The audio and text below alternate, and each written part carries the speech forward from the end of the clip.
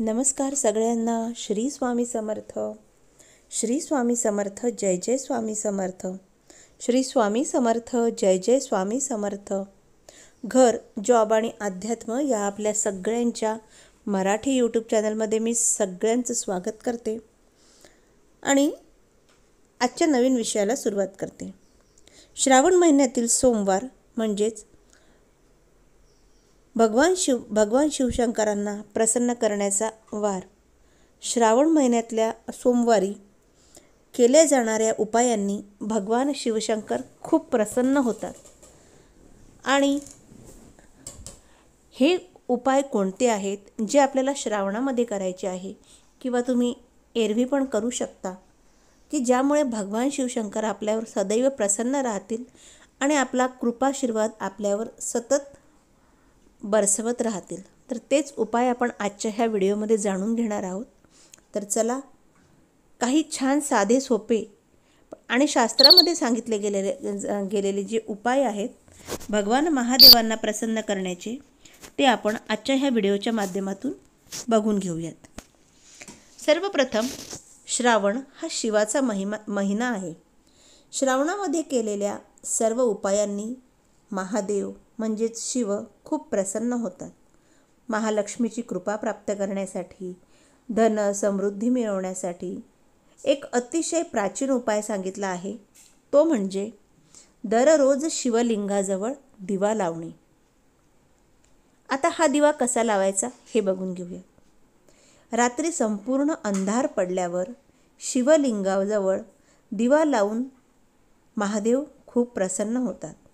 असे मानले जाते की जो कोणी दररोज रात्री सिद्ध शिवाची प्रार्थना करतो तो मंदिरात जाऊन शिवलिंगाजवळ दिवा लावतोच.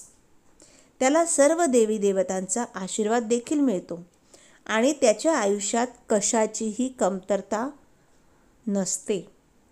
ही फक्त आणि फक्त रात्री शिवलिंगाजवळ दिवा लावल्याने.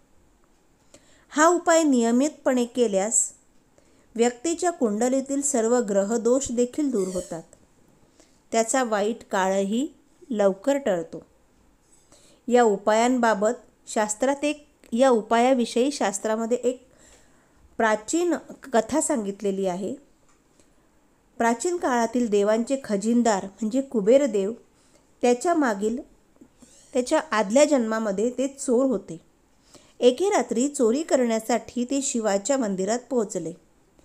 रात्रीमुळे तिथे खूप अंधार पडलेला होता.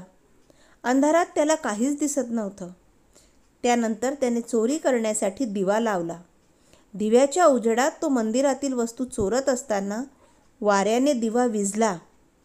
त्याने पुन्हा दिवा लावला, पण वाऱ्याने तो पुन्हा विझला. ही प्रक्रिया अनेक वेळा झाली. रात्री वारंवार दिवा लावून भगवान शंकर प्रसन्न झाले. कुबेरदेवाने नकळतपणे चोरी करताना वारंवार दिवा लावून भगवान शंकरांची पूजा केली. परिणामी भगवान भोलेनाथांनी त्यांना पुढील जन्मात देवांचे खजिनदार बनवले. म्हणूनच शास्त्रानुसार श्रावणात जो कोणी शिवमंदिरात शिवलिंगाजवळ दिवा लावतो त्याला भगवान शंकराची विशेष कृपा प्राप्त होते. त्यामुळे सर्व प्रकारच्या संकटांपासून मुक्ती मिळण्यासाठी सर्व मानवांनी शिवलिंगाजवळ दिवा हा लावावा. शुद्ध तुपाचा दिवा लावणे अधिक चांगले. सर्व शिवभक्तांनी भगवान शिवाला प्रसन्न करण्यासाठी संपूर्ण श्रावण महिनाभर बेलपत्र आणि शमीपत्र अर्पण करावे. या संदर्भात सांगितले जाते की एकदा 88,000 ऋषींनी परात्पर पिता ब्रह्मदेवांना भगवान महादेवाला प्रसन्न करण्यासाठी सांगितले. त्यांनी या पद्धतीबद्दल विचारले असता ब्रह्माजी आनंदित झाले आणि त्यांनी सांगितले की भगवान शिवाला एक नीलकमल अर्पण केल्यावर जेवढे प्रसन्न होतात तेवढेच ते 100 कमळ अर्पण केल्यावरही प्रसन्न होतात.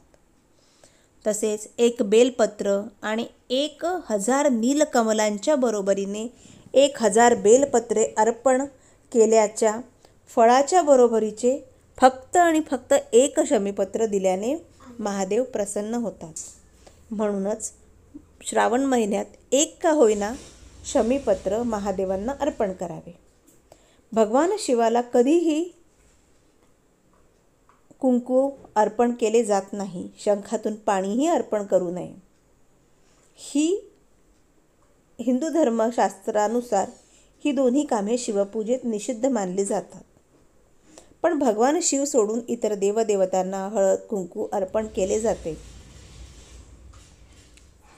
भगवान भोलेनाथांना प्रसन्न करण्यासाठी त्यांना शुभ्र वस्त्रे अर्पण करावीत. श्रावण महिन्यात दूध, तूप, दही आणि गाईचे दान केल्याने भगवान शंकर लवकर प्रसन्न होतात. त्यामुळे जीवनात सर्वत्र यश मिळवण्यासाठी या गोष्टींचे दान करणे अनिवार्य आहे. भगवान शिव पांढऱ्या फुलांनी, विशेषतः पांढऱ्या कमळांनी सजलेले आहेत. ते पटकन आनंदी होतात.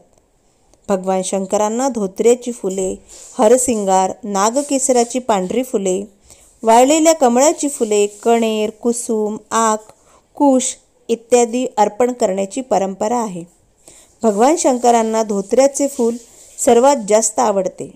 याशिवाय त्यांना बेलपत्र आणि शमीची पाने देखील अर्पण करणे खूप शुभ मानले जाते.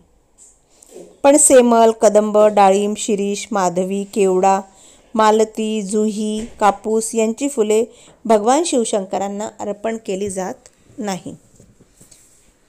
तर या श्रावण महिन्यामध्ये एक का होईना शमीपत्र किंवा अंधारामध्ये भगवान शिवशंकरांच्या मंदिरात किंवा आपल्या देवघरात शिवपिंडीसमोर दिवा लावून आपण महादेवांना या उपायांनी सहज प्रसन्न करू शकतो. तर आशा करते तुम्हाला आजची माहिती आवडली असेल तर लाईक करा. चॅनलवर पहिल्यांदा असाल तर चॅनलला सबस्क्राईब करा. पुन्हा भेटूया अशाच एका नवीन माहितीमध्ये. तोपर्यंत सगळ्यांना श्री स्वामी समर्थ.